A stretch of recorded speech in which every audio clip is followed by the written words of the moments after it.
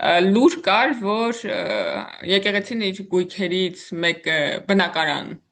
եթե չեմ սխալվում, Երևանի կենտրոնում նվիրել է կազմակերպություններից մեկի ղեկավարին եւ դրա կապակցությամբ ինչ որ փողերի լվացման դրվագով քրեական գործ կար ու էս դա ընդդիմադիր լրատվականներից մեկում եմ կարդացել այդ պատմությունը, չեմ կարող հիմա հիշել որտեղ, այսինքն այդ քրեական գործի պատմությունը, թե ոնց է ոչ հուշարձանգույքը, այսինքն բնակարան նվիրել, ինչ որ հարաբերությունների դիմաց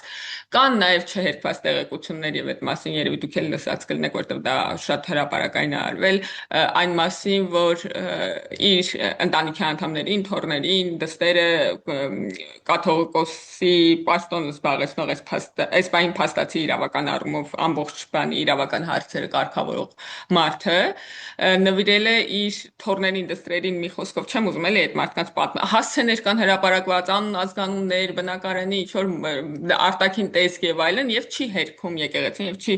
առնվազն իրենց այդ մարդիկ են դերակատարներ, որոնց դա վերագրվում է, իրենք չեն փորձում որևէ կերպ կանգնեցնել այդ խոսակցությունները եւ ես հույս ունեմ, որ սա նաեւ լավ առիթ կլինի դրան արձագանքելու